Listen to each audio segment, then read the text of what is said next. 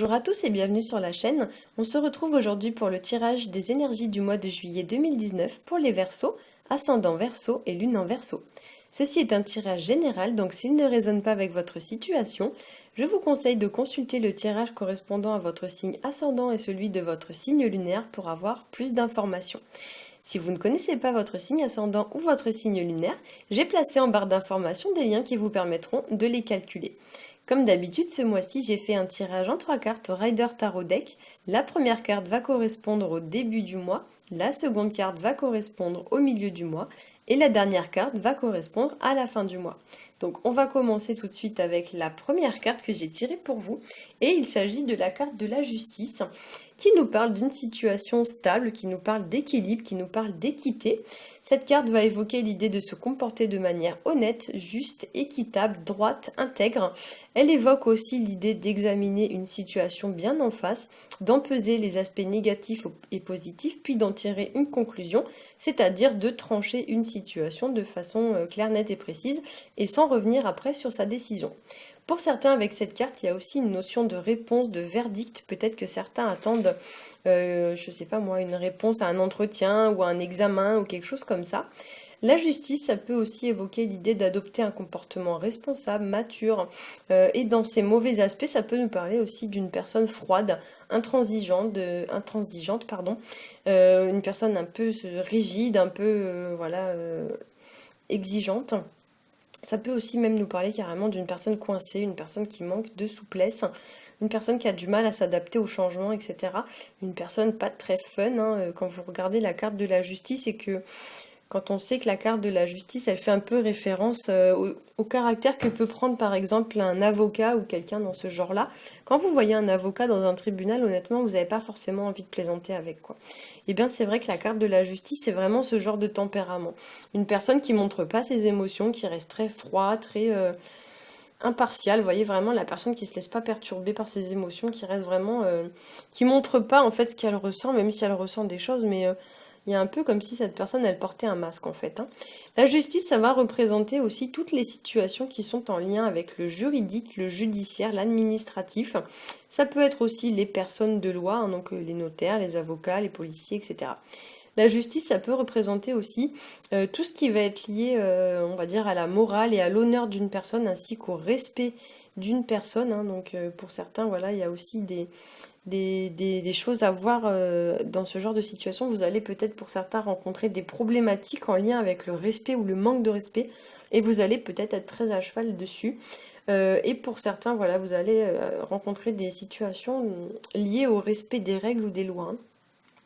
La carte de la justice, ça pourrait évoquer aussi pour certains l'idée qu'il y a une situation qui se joue un peu à huis clos, comme s'il y avait une situation qui était décidée, qui était statuée, mais pour autant, c'est pas forcément annoncé de manière publique, puisque comme on aperçoit sur la carte de la justice, il y a un voile en fait derrière la carte de la justice.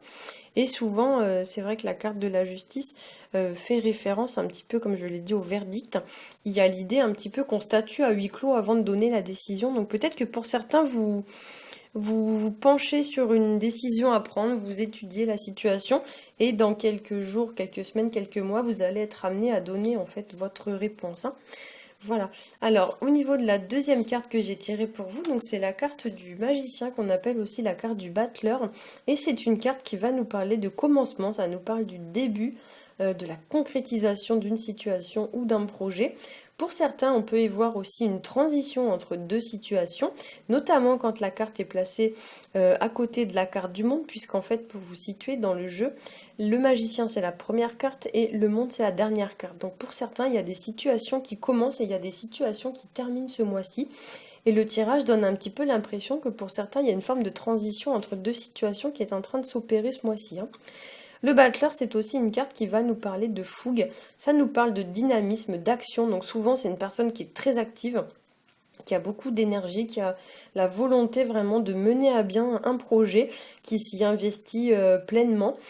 Voilà, et ici on vous dit que vous avez vraiment tout ce qu'il faut pour réussir. Vous avez tous les outils nécessaires à votre disposition, hein. Attention quand même avec le battleur à pas vous lancer non plus tête baissée sans réfléchir, parce que dans ces aspects négatifs, on va dire ça comme ça, le battleur c'est typiquement la personne qui part sur un coup de tête mais qui réfléchit pas et qui après potentiellement peut prendre les mauvaises décisions, quoi. Dans ces mauvais aspects, le battleur, ça peut aussi représenter alors plusieurs choses. Soit une personne qui est prête à tout pour arriver à ses fins, et peu importe le moyen d'ailleurs, hein. Donc du coup, il y a un petit peu un côté rusé, stratégique, voire malhonnête, un petit peu qui émane du battleur dans ses mauvais côtés. On l'appelle le magicien et c'est pas pour rien. Souvent, dans ses mauvais côtés, c'est une personne qui vous en met plein la vue, qui essaye de vous impressionner, qui vous fait passer des choses pour ce qu'elle n'est pas. Et la justice, au contraire, elle va vous inviter un petit peu à démasquer ce genre de personnage, à tirer un peu le vrai du faux de la situation. Mais voilà, souvent, c'est une personne dans ses mauvais aspects qui se fait passer pour ce qu'elle n'est pas, qui vous en met plein la vue, qui vous illusionne. C'est bien pour ça qu'on l'appelle le magicien, hein. Souvent, c'est une personne aussi qui a beaucoup de bagou.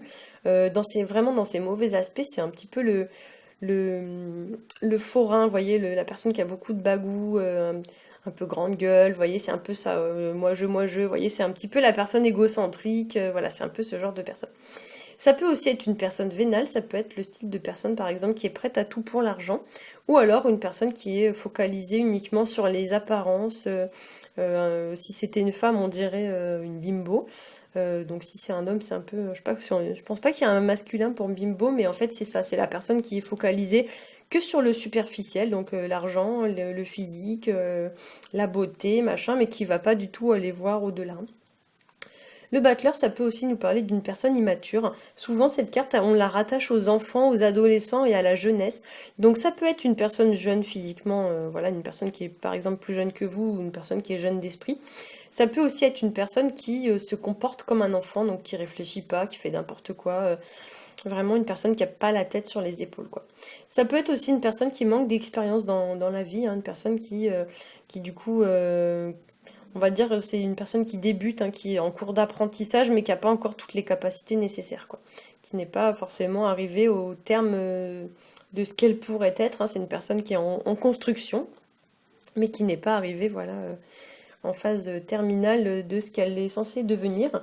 C'est aussi une personne peut-être enfin la carte du magicien, souvent ça représente les personnes qui sont en train de faire des études, donc les étudiants, les gens qui font des formations, qui sont en train d'acquérir des nouvelles compétences, etc., etc. Souvent, ça peut être aussi des personnes, voilà, qui se donnent un air, hein, qui se font passer pour ce qu'elles ne sont pas. Une personne qui se donne un style, alors qu'en fait, pas du tout. C'est vraiment comme une carapace, hein, que la personne se met, mais en fait, elle n'est pas du tout comme ça en vrai. Donc, effectivement, il y a un petit peu l'idée, ouais, de démasquer ce genre de personnes et de faire preuve vraiment de beaucoup de discernement. La carte du monde placée en bout de ligne, elle, c'est une carte qui va nous parler de voyage, notamment à l'étranger. Elle nous parle donc du monde qui nous entoure, donc c'est-à-dire le monde dans le sens géographique, mais aussi de la société, donc des autres, hein, les gens qui nous entourent, etc. C'est une carte qui va vous inviter aussi à trouver votre juste place, à ne pas tenir compte du regard des autres et placer à la carte du magicien. Il y a un petit peu l'idée qu'on doit arrêter d'en mettre plein la vue, qu'on doit être nous-mêmes. Il y a l'idée vraiment de réussir à être soi-même sans tenir compte de ce que pensent les gens et de ce qu'ils disent. Puisque pour le coup, c'est vrai que la carte du magicien, c'est vraiment une carte dans ses mauvais aspects qui est très superficielle. Donc c'est des gens qui se font passer pour ce qu'ils sont pas, qui s'inventent une vie, limite, hein, vous voyez, c'est vraiment ça. Autant, voilà, autant la carte du magicien, elle représente ce genre de choses. Autant la carte du monde, c'est vraiment la personne qui est très authentique, qui est naturelle à 100%, qui cherche pas, voilà, à en mettre plein la vue, qui est vraiment elle-même à 200%, quoi. Donc c'est vrai que ces deux cartes, elles contrastent quand même, et puis peut-être qu'avec ces deux cartes, justement, avec la carte de la justice qui, elle, nous parle d'équilibre, il y a lieu d'équilibrer un petit peu ces différents aspects dans votre vie, hein. Cette carte du monde va aussi nous évoquer, pour certains, la fin d'un cycle, puisque comme je l'ai dit, c'est la dernière carte du jeu, donc peut-être que pour certains, il y a une situation qui arrive à son terme. Le monde évoque aussi donc les gens, hein, qui sont autour de nous, voire aussi les gens qui sont un peu dans leur monde. Donc c'est les gens, voilà, qui se coupent un peu du monde extérieur, qui sont très casaniers, voire même les gens qui sont un petit peu sur la défensive, 1, 2, 3, sur la défensive. Par exemple, c'est vrai que la carte du monde, souvent dans les tirages psychologiques, on peut la voir comme une personne qui est complètement dans sa bulle. Et puis dès que vous tentez d'aller approcher cette personne, limite vous vous faites rembarrer, parce que la personne, elle est vraiment à cran, elle est sur la défensive, elle se protège tellement qu'elle est vraiment presque inaccessible. Et cette carte du monde va vous donner un petit peu l'idée de gagner, on va dire, en ouverture d'esprit et de vous ouvrir davantage aux autres, hein. On peut voir aussi avec la carte du monde l'idée de se dévoiler, de se mettre à nu face à une personne ou face à une situation. C'est vraiment une carte d'ouverture sur l'extérieur. Il y a aussi dans cette carte une notion très forte de gestation, donc comme s'il y avait des projets qui se préparaient à voir le jour dans les mois qui viennent. Et en ce sens, on peut voir avec la carte du monde carrément l'idée d'un fœtus dans un utérus. Donc effectivement, on voit un personnage nu qui pourrait être assimilé à un bébé et qui est protégé par une forme ronde, ovoïde. Donc effectivement, pour certains, alors soit carrément il y a un enfant qui naît ce mois-ci, soit il y a une forme de naissance ou de renaissance dans votre vie, puisque les deux dernières cartes, donc celle du magicien et celle du monde, parlent vraiment de la création, de la naissance, de la renaissance. Donc il y a vraiment pour certains une transition entre deux situations, mais il y a vraiment concrètement des choses qui se mettent en place, hein. La carte du monde, ça nous parle aussi de succès, de réussite, puisque le personnage est entouré d'une espèce de couronne de laurier qui va faire penser un petit peu à la gloire, au succès, à la réussite. Donc il est possible que vis-à-vis d'une situation, il y ait une forme de notoriété peut-être qui va être acquérie ce mois-ci. Je sais pas comment on dit, qui va être acquérie, oui je pense que c'est comme ça. Qui va être acquise, voilà, ce mois-ci. Donc il est possible, ouais, que pour certains, même sur le plan financier, il est possible qu'il y ait des finances qui soient vraiment au beau fixe, hein. C'est vraiment une bonne carte sur ce plan-là. Notamment aussi sur le plan professionnel, il est possible qu'il y ait un changement de situation, un changement de statut ou quelque chose comme ça. Voilà, j'espère que ce tirage aura pu vous éclairer. Si c'est le cas, n'hésitez pas à liker, à partager et à vous abonner. Pour ma part, je vous souhaite à tous un très bon mois de juillet et je vous dis à bientôt.